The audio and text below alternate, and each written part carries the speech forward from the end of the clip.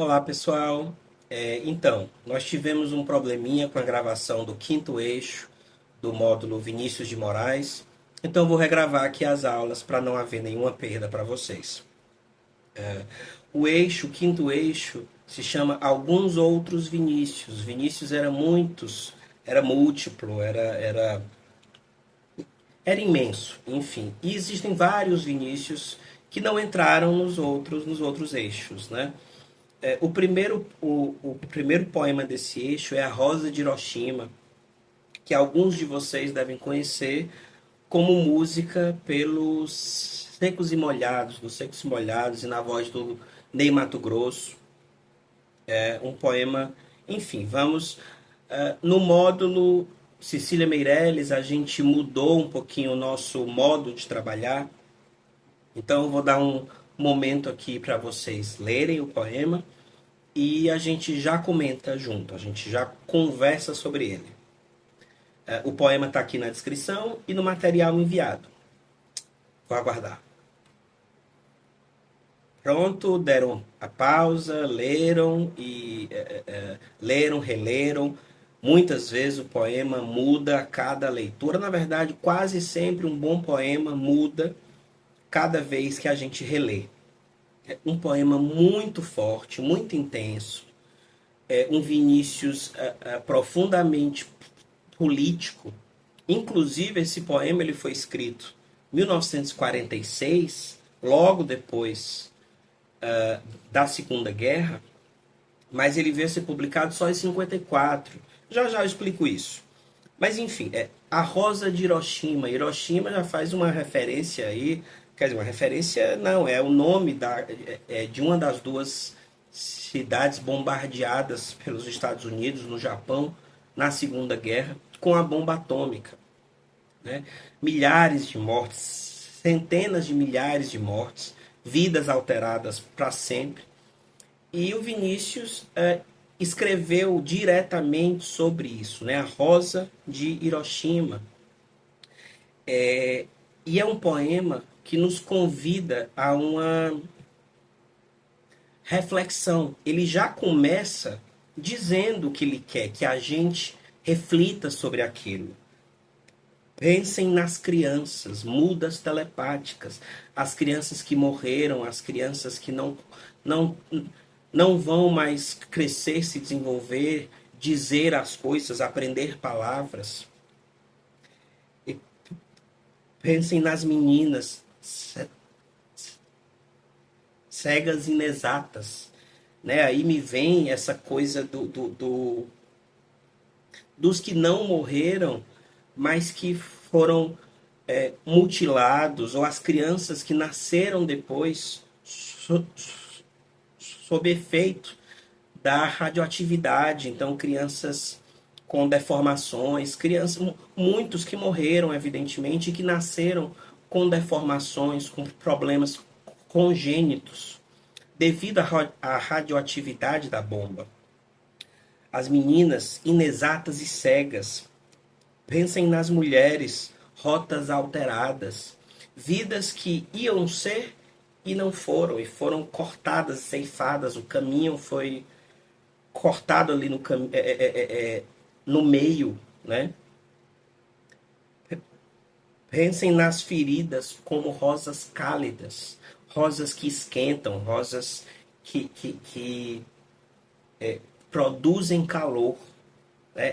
Vem aí a imagem realmente de alguém que acabou de ser bombardeado e que a ferida na carne ainda está quente.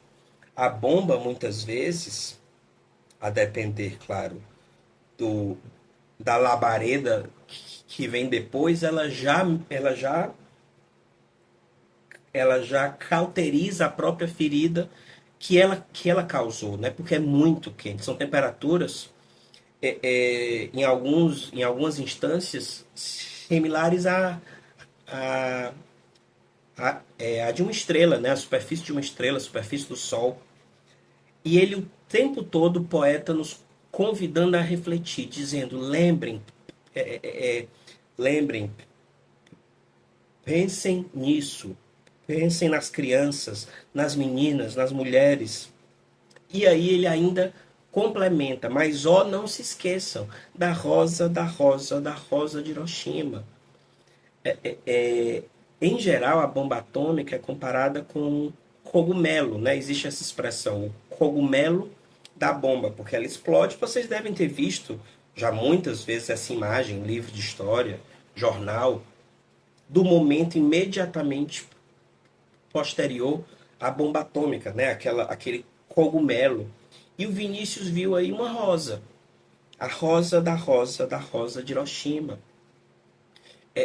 Inclusive, dois comentários. Ele usa Hiroshima aqui, e eu deixei com essa grafia com X, que era a grafia usada na época. Hoje já se escreve Hiroshima com SH. Né? E Rosa da Rosa da Rosa é uma referência também a um poema da Gertrude Stein, que era uma poetisa americana que viveu em Paris naqueles anos em que o Hemingway escreveu o livro Paris é uma Festa. A casa da Gertrude Stein era o núcleo desse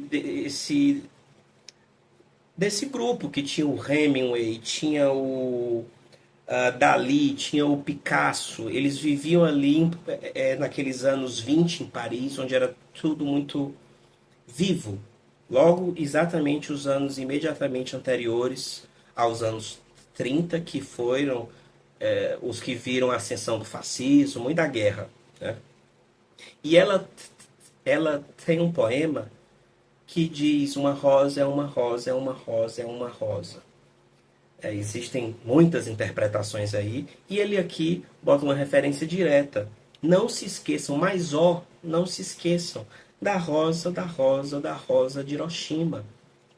Inclusive, bombas mais poderosas depois daquelas de Hiroshima e Nagasaki, elas criam mais de um cogumelo, né? Vem o cogumelo e tem um menor em cima e depois um menor em cima. Então cabe muito bem a rosa da rosa da rosa de Hiroshima, a rosa hereditária, a rosa radioativa, estúpida e inválida, a rosa com cirrose. Ele joga um pouco aí com o R e com a rosa com cirrose. Né? A cirrose é uma doença do fígado. Eu não sei dizer exatamente o que ela é, mas enfim, uma ferida. A rosa machucada, a rosa que sangra, né? A rosa com cirrose. E em seguida ele brinca de novo. Ele brinca assim, de um jeito claro, muito duro, mas ele usa de novo, é melhor o verbo usar, ele usa o R, a rosa com cirrose, a anti-rosa atômica, sem cor, sem perfume, sem rosa, sem nada. É uma rosa que é só morte, né? Que é um rastro, ela deixa um rastro de desespero, morte, sofrimento, que anos depois as crianças nascidas ainda vinham com essas, esses, digamos assim, defeitos congênitos, né? Porque ele diz a rosa hereditária, a rosa radioativa, a rosa que foi que cuja linhagem foi alterada para sempre. Houve ali mutações genéticas por conta da radioatividade e do calor, que elas não vão mais desaparecer, nunca mais vão desaparecer. Aquelas famílias nunca vão voltar a ser o que eram antes. Não foi apenas. Não é como uma bomba convencional que explode, mata, destrói e vem o depois, né? Vem o momento após, em que vão reconstruir, ver quem está vivo, e de repente entrar em guerra ou sair da guerra. Não, a bomba atômica ela muda essas rotas, rotas alteradas, cegas inexatas, ela muda as rotas para sempre, né? Para sempre. A cidade, eu já vi imagens e tenho amigos que já visitaram, dizem que é belíssima a cidade. Ela foi reconstruída, inclusive, muito rápido, é usada como exemplo da perseverança japonesa, da resiliência japonesa. Dias depois, o ônibus estava funcionando, os hospitais estavam abertos, enfim. Então, existe reconstrução, mas o que a bomba atômica destrói, ela não volta. Né? As rotas alteradas permanentemente. E além dessas rotas alteradas via hereditariedade e radioatividade, existe tudo aquilo que ia ser e não foi. Aqueles caminhos, aquelas crianças, aquelas pessoas, aqueles velhinhos que ainda tinham vida para dar, para viver, e morreram. Né? 250 mil pessoas, algumas estimativas dizem. Realmente, enfim. E é um poema muito político, que nos convida o tempo todo, ele nos, mais do que convida, eu vou mudar esse verbo, ele nos intima, ele nos obriga quase, ele nos cutuca. Porque ele não diz, não é, olha, vamos lembrar daquilo, vamos refletir sobre aquilo, ele fala no imperativo. E ele fala várias vezes: pensem, pensem, pensem, pensem. Não é um convite, é uma intimação. Vivam isso, relembrem, não deixem passar. É um Vinícius inconformado. Inconformado e que não quer que a gente se conforme. Como a gente conversou no começo e eu não completei, não concluí, esse poema ele foi escrito em 46. Mas nessa época o Vinícius ainda era vice-cônsul do Brasil em Los Angeles, que fica na Califórnia, que fica nos Estados Unidos. Ele não tinha como um diplomata brasileiro ocupando um cargo de gestão importante, vice-cônsul, na maior cidade americana. Los Angeles e Nova York tem essa. Nova York é maior, mas Los Angeles é imenso, né? Elas são as duas maiores. Ele não tinha como publicar isso, então ele veio a publicar só em 54, na antologia poética dele. E em 73, no auge da ditadura,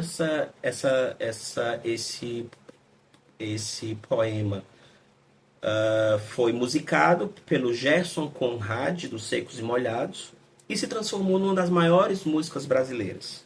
Inclusive numa lista da revista Rolling Stone das maiores músicas brasileiras, ela ficou no lugar 69. 69 de 100, né, das maiores músicas brasileiras. Claro, listas, como a gente já conversou, é que nem a minha curadoria aqui, é uma coisa muito pessoal de alguém, ou de alguém, de uma junta, de uma banca. Mas, de qualquer forma, é uma revista muito famosa, muito conhecida, conhecida por essas listas, muito respeitadas, e botou a música na lista, né, das maiores músicas brasileiras da história. É um poema muito forte, de muito protesto, e a música também é belíssima. Escutem, vou mandar para vocês no grupo. É isso. Vamos em frente aqui no quinto eixo, na regravação do quinto eixo do Vinícius, o eixo Alguns Outros Vinícius.